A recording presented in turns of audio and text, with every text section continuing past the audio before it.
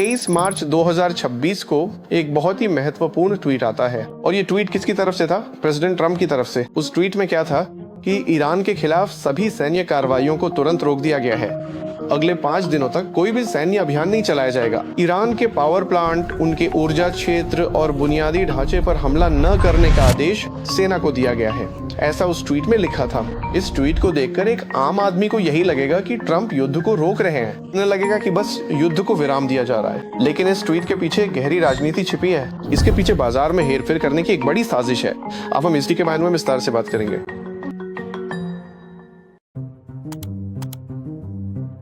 हम सभी ट्रम्प को एक राष्ट्रपति के रूप में जानते हैं, लेकिन राष्ट्रपति बनने से पहले वे अमेरिका के सबसे बड़े व्यापारियों में से एक थे।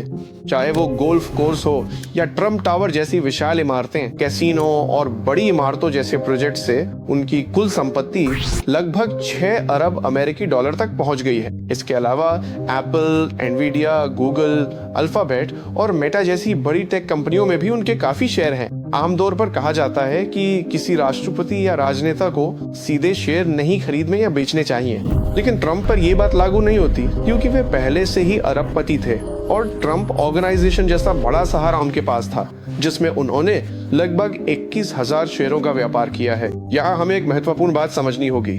राष्ट्रपति बनने से पहले ही वे एक बड़े बिजनेसमैन और एक मंझे हुए ट्रेडर थे। उन्होंने कई बार दिवालियापन का सामना किया है। उन पर कई अदालती मामले भी चले हैं। उन पर कई तरह के आरोप भी लगे हैं। इन सब के बावजूद जब कोई राष्ट्रपति जैसे शक्तिशाली पद पर पहुंचता है तो वो क्या कर सकता है, इसका उदाहरण है डोनाल्ड जे ट्रम्प।